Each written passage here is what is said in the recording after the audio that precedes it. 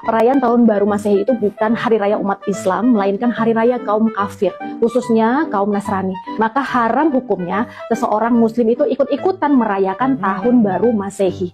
Baru kemarin haramin Natal, sekarang udah haramin lagi Tahun Baru. Ribet banget ya itu. Padahal Muslim di Arab Saudi juga rayain Tahun Baru, santai aja. Muslim di Uni Emirat Arab juga rayain Tahun Baru. Santai aja, bos. Muslim di Qatar juga rayain Tahun Baru. Lihat. Muslim di Kuwait juga rayain Tahun Baru, lihat noh. Semua Muslim di negara-negara lain rayain Tahun Baru, cuman Muslim di Indonesia doang yang otaknya norak bin ribet. Masalahnya apa sih? Apa akibat kurang asupan gizi ke otak, pola pikir jadi terbelakang dan primitif gitu? Maka haram hukumnya seseorang Muslim itu ikut-ikutan merayakan Tahun Baru Masehi. Kita di sini dari hari ke hari, tahun ke tahun, abad ke abad, sibuk berdebat soal istilah kafir. Kafirnya sendiri diam-diam sudah menjelajah ke angkasa luar, ke planet Mars, untuk mencari hunian baru bagi ras manusianya. Sedangkan kita, orang Muslim sendiri yang ngakunya orang Islam sendiri, masih rentan iman hanya gara-gara kata-kata Natal. Masya Allah, malu kita sama orang-orang kafir sesungguhnya.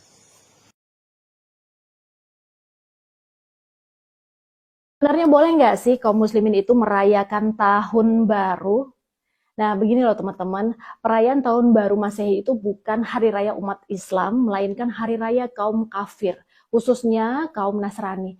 Penetapan 1 Januari sebagai tahun baru awalnya diresmikan Kaisar Romawi Julius Caesar tahun 46 sebelum Masehi. Nah, penetapan ini kemudian diresmikan ulang oleh pemimpin tertinggi Katolik yaitu Paus Gregorius XII tahun 1582. Kemudian diadopsi oleh hampir seluruh negara Eropa Barat yang Kristen sebelum mereka mengadopsi kalender Gregorian tahun 1752. Nah, bentuk perayaan Tahun Baru Masehi ini bermacam-macam ya, baik berupa ibadah seperti layanan ibadah di gereja maupun aktivitas non-ibadah seperti apa? Karnaval, entertainment, berolahraga, family time, dan lain-lain.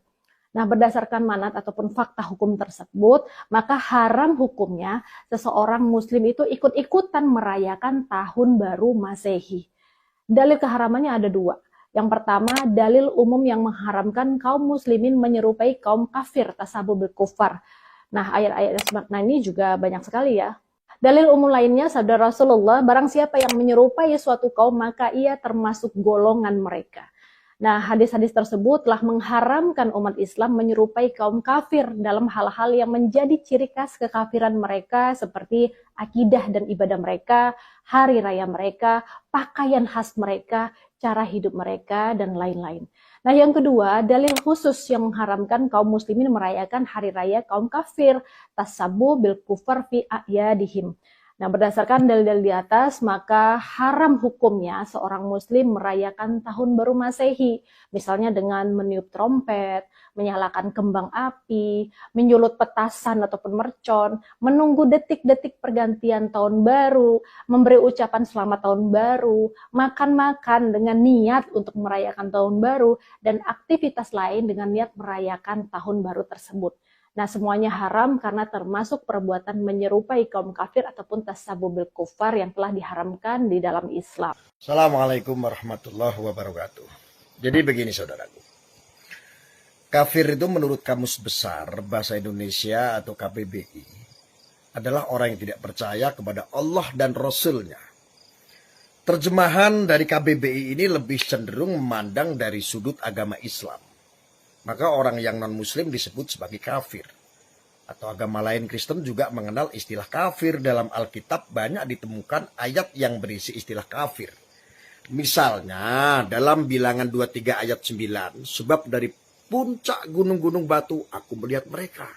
Dari bukit-bukit aku memandang mereka. Lihat suatu bangsa yang diam tersendiri dan tidak mau dihitung di antara bangsa-bangsa kafir. Ya kan? Kemudian di Galatia 2 ayat 14, tetapi waktu kulihat bahwa kelakuan mereka itu tidak sesuai dengan kebenaran Injil, aku berkata kepada Kefas di hadapan mereka semua, Jika engkau seorang Yahudi hidup secara kafir dan bukan secara Yahudi, bagaimanakah dengan engkau dapat memaksa saudara-saudara yang tidak bersunat untuk hidup secara Yahudi? Nah, maka berdasarkan ayat-ayat di atas bisa disimpulkan bahwa kafir itu adalah orang atau masyarakat atau bangsa yang iman atau kepercayaannya beda atau tidak sama dengan konteks ayat tersebut. Dengan kemudian saudara, orang Kristen bisa saja menganggap bahwa orang-orang yang tidak beriman kepada Alkitab itu sebagai kafir. Hanya saja penggunaan istilah kafir dalam agama Kristen ini tidak terlalu populer atau gembar-gembor. Sangat beda dengan kelompok pengikut agama lain yang terkesan memandang kafir. Ini dengan begitu rendah, ya, hina dan bahkan tidak bernilai sebagai makhluk. Tidak sedikit oknum yang begitu mudahnya mengkafirkan orang lain. Dalam ceramah-ceramah agama yang saya dengar ya, yang lalu, banyak penceramah yang dengan suara keras dan penuh kebencian mengingatkan bahwa kafir adalah seburuk-buruk makhluk. Kafir adalah makhluk yang harus diperangi dan dimusnahkan dari muka bumi.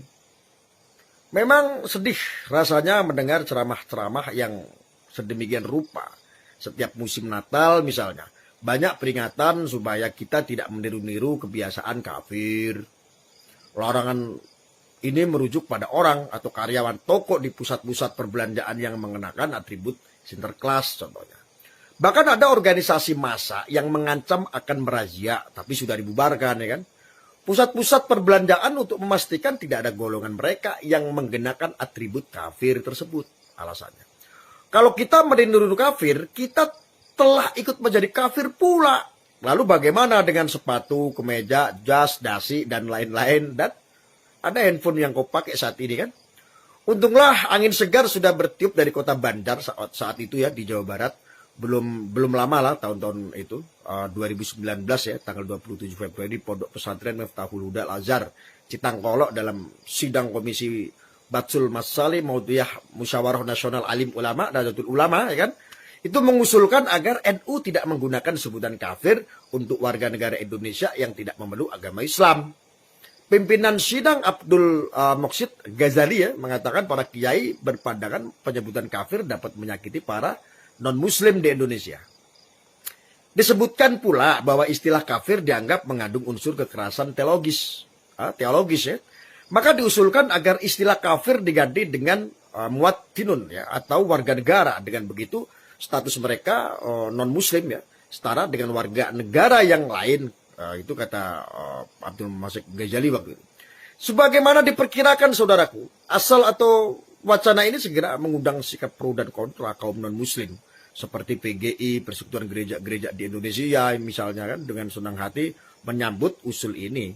Sekretaris Umum PGI Gopar Gultom mengatakan ya waktu itu bahwa saling mengkafirkan itu merupakan bentuk kekerasan teologis ya. Hal ini juga ia nilai mengusik persaudaraan dan kerjasama sesama anak bangsa.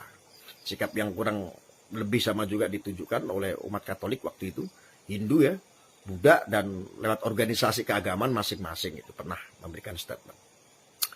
Tapi di medsos banyak komentar yang sinis dan mengecam saran yang sebenarnya sangat bijak dari para kiai terhormat ini. Bahkan ada yang menulis dalam statusnya lebih baik dirinya keluar dari organisasi tersebut kalau ini menjadi suatu keputusan. Sungguh sangat disesalkan sikap kontra dari pengguna medsos yang sebagian kecil lah ya. Artinya dia tidak rela jika warga masyarakat yang berbeda keyakinan dengannya itu diperlakukan sebagaimana mestinya sesama manusia. Padahal yaitu kelakuan kedal gurun begitu. Padahal semestinya usul bagus dan mulia yang dicetuskan dalam Musyawarah Nasional Alim Ulama tersebut dapat mengakhiri atau meminimalisir lah ya sikap intoleran dari kalangan tertentu terhadap kaum minoritas. Atau paling tidak polemik tentang istilah kafir ini bisa diakhiri dari pergaulan antar sesama warga. Di mana kita sebagai warga negara Indonesia pada dasarnya sama dan sederajat. Bila tidak segera diakhiri, maka soal istilah ini akan terus menjadi bahan perdebatan yang tiada ujung. Betul nggak? Kadrun kan sukanya konflik soalnya. Kita di sini dari hari ke hari, tahun ke tahun, abad ke abad, sibuk berdebat soal istilah kafir. Kafirnya sendiri diam-diam sudah menjelajah ke angkasa luar, ke planet Mars, untuk mencari hunian baru bagi ras manusianya.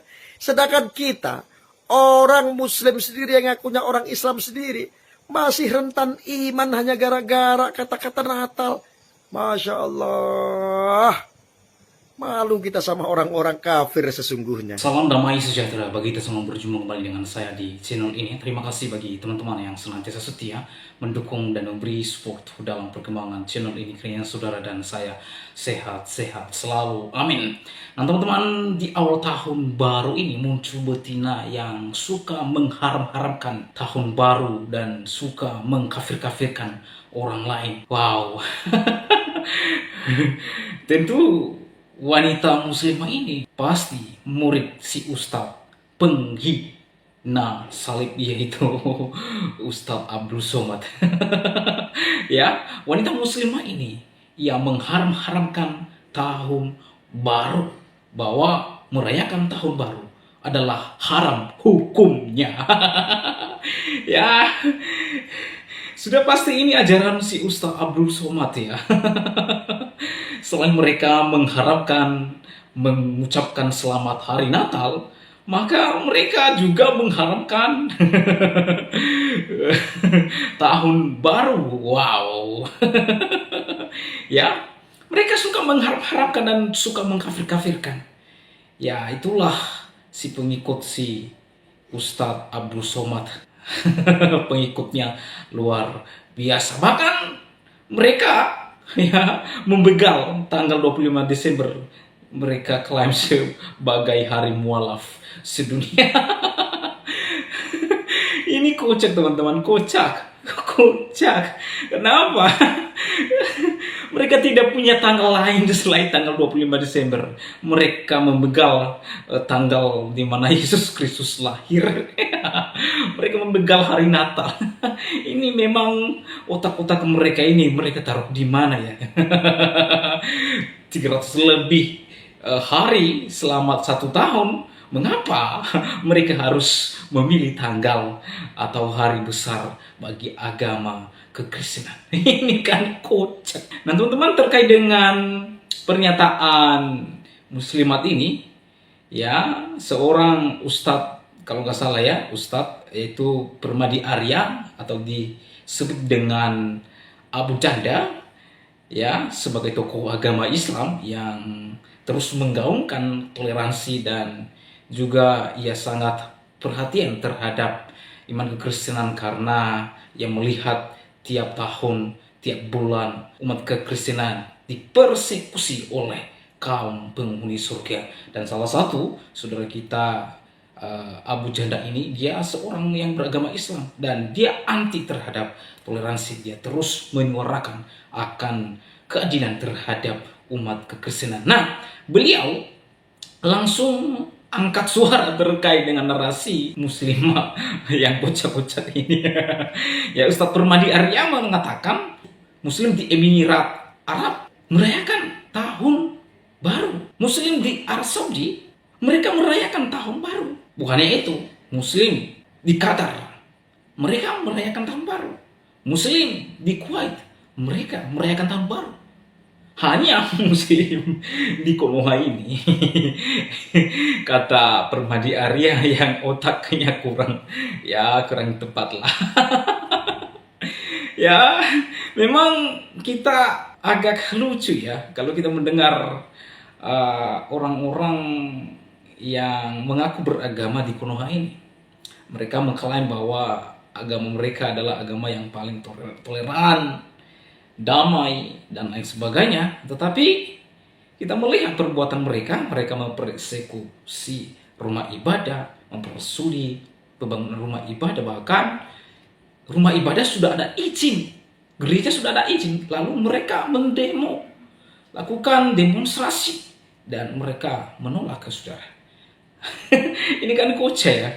Ya, ini kalau sudah terpapar oleh karena ajaran-ajaran si Ustadz radikal, maka yang terjadi adalah mereka terus melakukan aksi-aksi yang sungguh sangat tidak baik ya. Nah teman-teman, apapun narasi dan ucapan mereka terhadap iman kita, maka saya katakan iman yang sejati hanya ada di dalam Yesus Kristus. Iman yang sejati yang ada di dalam Yesus Kristus tidak terpengaruh, tidak digoyahkan, tidak diombak-ambingkan oleh apapun ya, tidak terpengaruh oleh apapun, bahkan kematian sekalipun. Iman di dalam Yesus Kristus tidak pernah goyang. Nah, saya mau katakan bahwa Yesus Kristus adalah satu-satunya juru selamat saudara dan saya. Di luar Yesus Kristus, Anda pasti binasa. Itu sebabnya di dalam Injil Yohanes pasal 14 ayat 6, kata Yesus kepadanya, "Akulah jalan dan kebenaran dan hidup. Tidak ada seorang pun yang datang kepada Bapa kalau tidak melalui aku." Kisah Para Rasul 4 ayat 12. Dan keselamatan tidak ada di dalam siapapun juga selain di dalam Dia. Sebab di bawah kolong langit ini tidak ada nama lain yang diberikan kepada manusia yang olehnya kita dapat diselamatkan. Nah teman-teman, apa dan bagaimana kehidupan orang Kristen, orang yang mengikut Yesus Kristus? Maka Alkitab mencatat, demikianlah sekarang tidak ada penghukuman bagi mereka yang ada di dalam Yesus Kristus. Tidak ada penghukuman, tidak ada penghakiman. Hanya yang ada di dalam Yesus Kristus adalah keselamatan di dalam Roma pasal 8 ayat 1. Itulah sebabnya Allah sangat meninggikan Dia dan mengaruniakan kepadanya nama di atas segala nama, supaya dalam nama Yesus Kristus bertekun lutut segala yang ada di langit dan yang ada di atas bumi dan yang ada di bawah bumi, dan segala tidak mengaku Yesus Kristus adalah Tuhan bagi kemuliaan Bapa. Nah teman-teman, bagaimana tanggapan dan pendapat saudara setelah menyaksikan video betina ini? Sekiranya saudara memberikan komentar dengan komentar yang bijak, yang mengedukasi kita semua. Demikianlah video saya kali ini. Sampai bertemu di video saya selanjutnya. Tuhan Yesus memberkati kita semua. Shalom.